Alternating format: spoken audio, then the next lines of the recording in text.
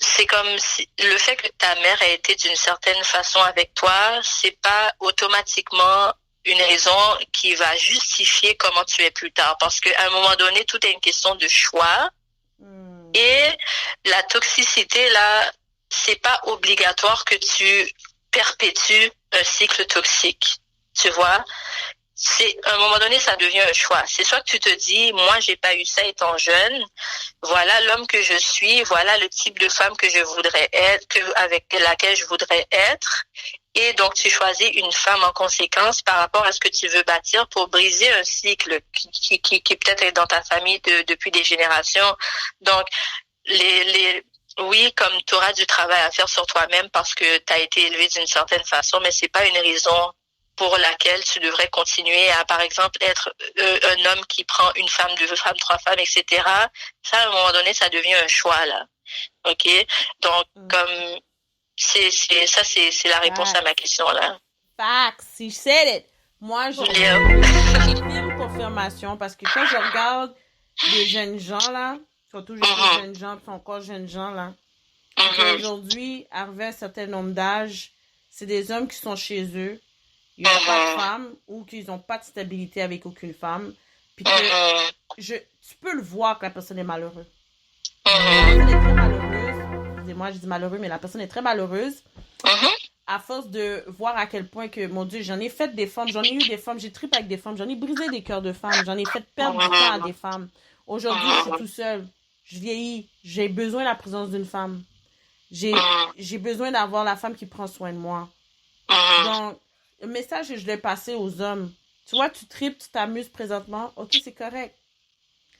Mais oublie pas, quand tu vas avoir un enfant, ton enfant va écouter beaucoup de ce que tu as dans le cœur. Chaque femme est une plante. Si tu as arrosé et détruit une plante, par égo, en étant macho ou en étant insensible ou égoïste de nature, tes enfants vont être le reflet de tes récoltes. Et il y a beaucoup d'hommes qui oublient ça. Mais c'est parce que malgré n'importe quoi, de bien agir, d'avoir le cœur généreux ou autre, ton enfant écope de tes actions. C'est pour ça qu'on dit que être un parent, c'est être la tour. Et la tour observe ses enfants vers le bas. Donc, tout ce que tu fais en tant qu'enfant représente ton futur, tes générations. Donc, la tour qui t'observe, qui te projette de la lumière ou qui t'envoie des signaux, tu peux pas négliger le revers de ça. C'est tellement moi, je trouve la famille a une puissance tellement énorme. Puis que parfois, c'est l'équation du pourquoi du résultat des enfants de plusieurs personnes aussi. Colère, chicane, discorde, incompréhension, manque de communication, problèmes émotionnels, manque d'affection, manque d'attention. Tout ça fait en sorte que cet enfant-là devient un obstacle pour un autre enfant. Comme toi, tu l'as dit, tu as vu ton mari, comment il se comportait. Il a été élevé par une reine. C'est très important en tant que fille, puis être mère actuellement et être une épouse, d'être capable d'admettre que, mon Dieu, la mère de mon mari est une reine. Et ma progéniture, ma fille, décèle d'une reine aussi. Et moi, je suis la reine de mon mari. Donc, je dois respecter cette reine-là qui est devant moi, qui m'a permis de rencontrer ce mari-là. Et beaucoup de femmes, malheureusement égoïstes, ne constatent pas l'importance de la belle-mère. Mais je peux comprendre aussi qu'il y a des belles-mères qui sont néfastes. Et ça, et l'exemple que tu as donné, waouh! Ça, c'est un partage. Merci beaucoup. Puis j'espère que ça va éclaircir d'autres femmes actuellement qui sont mariées, qui ont des problèmes avec leur belle-mère ou qui n'ont pas une bonne relation avec leur belle-mère. C'est de prendre le temps d'analyser cette reine. Elle est style une reine, mais son camp est peut-être différente de la tienne. Mais toi, en tant que devoir, tu es la reine de son fils. Donc, ton enfant, ma prochaine question. Durant ta grossesse, est-ce que tu pourrais nous décrire au niveau spirituel, est-ce que tu as senti un gain qui est venu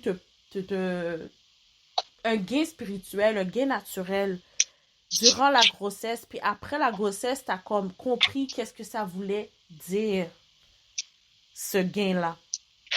Ouais, ben écoute, déjà la grossesse là, c'est une expérience hyper spéciale. Parce que comme puis, en fait, en tant que femme, tu vois, pour moi, la meilleure manière que je pourrais le décrire, c'est vraiment, t'es jamais au plus près que Dieu, le Créateur, qu'au moment où tu es en train de former un enfant dans ton ventre. Comme il y a pas plus, il y a pas une expérience qui va te rapprocher plus de Dieu que ça là, parce que littéralement t'es là et t'as un être qui pousse en toi. T'as pas à lever le petit doigt. Tu vas faire tes échographies et tu vois, oh, ok, il y a un cerveau, il y a une colonne vertébrale, il y a 2 yeux, ok, les doigts, les ongles, ok, tout est là, les orteils.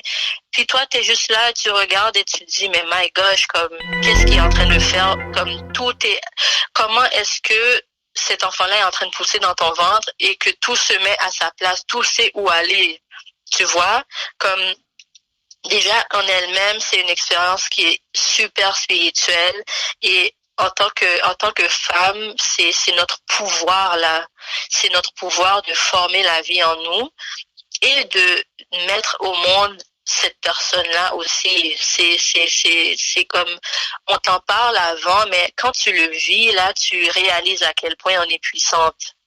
On est puissante autant physiquement, mais spirituellement aussi, on est très, très, très, très, très puissante, là.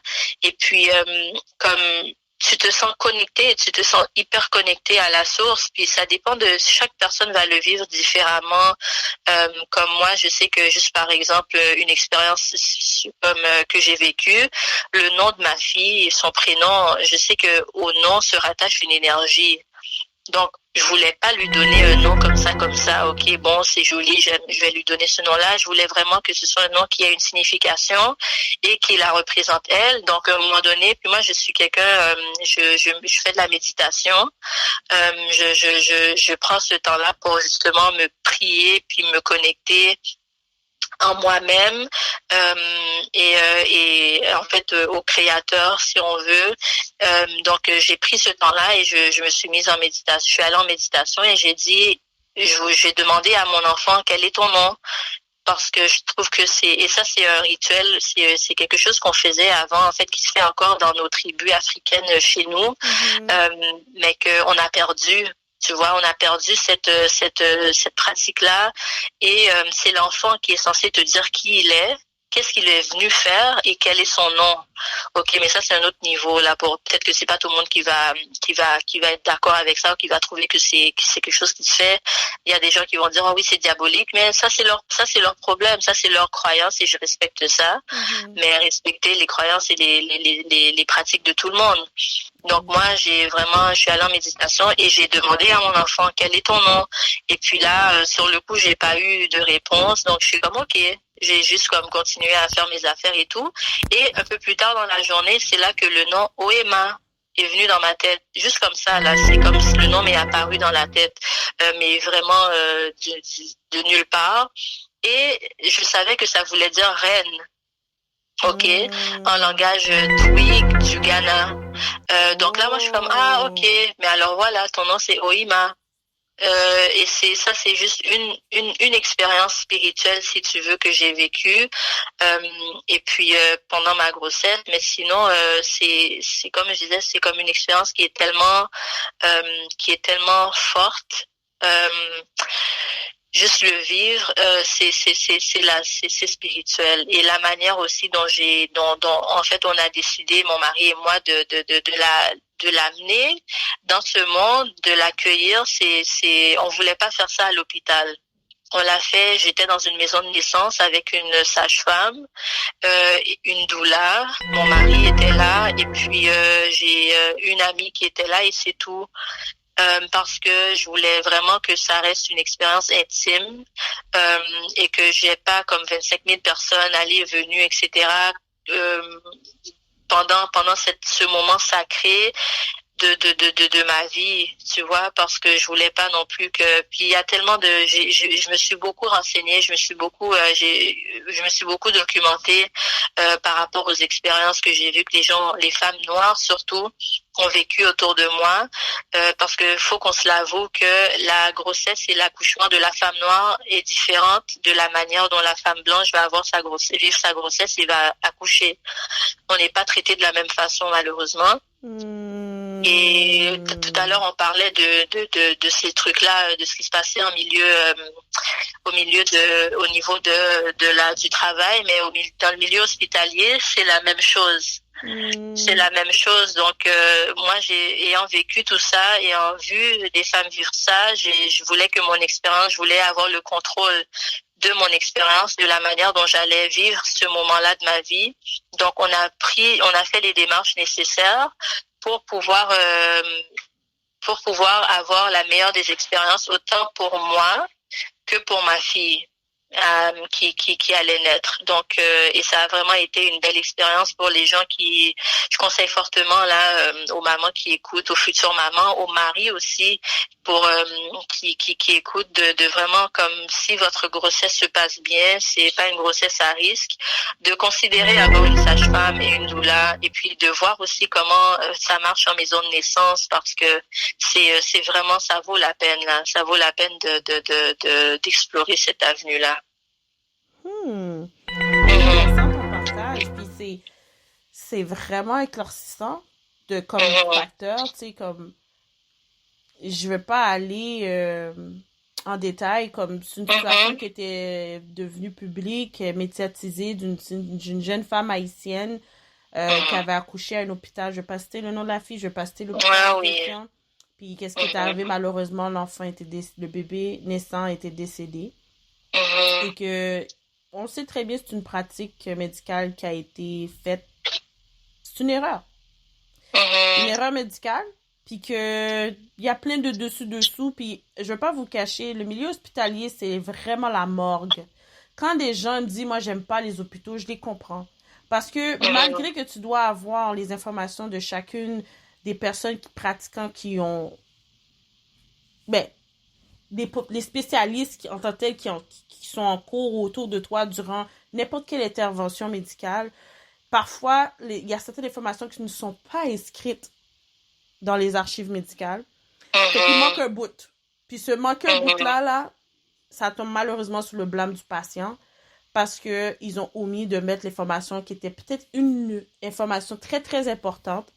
Puis dites-vous qu'un infirmier qui a de l'expérience dans un hôpital, qui est là depuis plusieurs années, met quelque chose dans votre dossier, ça va vous suivre tout partout. Puis que c'est sa propre théorie. Donc, sa théorie ne veut pas dire officiellement que c'est vraiment ça le vrai problème que vous aviez. Puis la priorité qu'ils vont vous donner à l'urgence va définir si vous allez mourir dans cet hôpital-là, ou vous allez dégénérer un autre problème, ou que vous devez vraiment prendre vos clics et vos claques pour aller dans un autre hôpital. So, vous voyez très bien, c'est plus que deep qu'on le pense. Je peux avoir un infirmier raciste au triage qui va te faire souffrir à l'hôpital. Tu peux tomber sur un médecin qui est raciste, qui va même pas voir c'est quoi ton vrai problème, il va te laisser crever là. C'est pour ça que je dis que faut toujours prier à chaque fois qu'on est malade. Faut toujours prier avant d'aller à un rendez-vous médical. Faut toujours prier avant qu'on vous appelle pour telle intervention. Parce que vous ne savez pas c'est quoi le parcours, l'embûche, l'énergie qui est sur votre chemin à ce moment-là dans votre vie. Quand tu as partagé l'affaire de la sage-femme, dans le niveau spirituel et le traitement fait chez la femme noire ou chez l'homme noir à l'hôpital. Pour revenir à l'aspect familial, les poupées d'or, est-ce que vous envisagez, toi et ton mari, de créer des poupées familiales dont il va avoir la femme et l'homme, l'enfant, le bébé, comme la crèche, exemple. Pour les catholiques, c'est la crèche qui symbolise la famille. Songez-vous faire cela pour qu'on puisse reprendre l'aspect et la valeur familiale, parce que nous, dans le niveau ancestral, les Africains, la famille était notre richesse. C'est une raison pourquoi aux États-Unis, et ici aussi dans le système nord-américain, européen aussi, la famille est brisée que l'homme est incarcéré. Donc la femme doit élever son enfant avec une force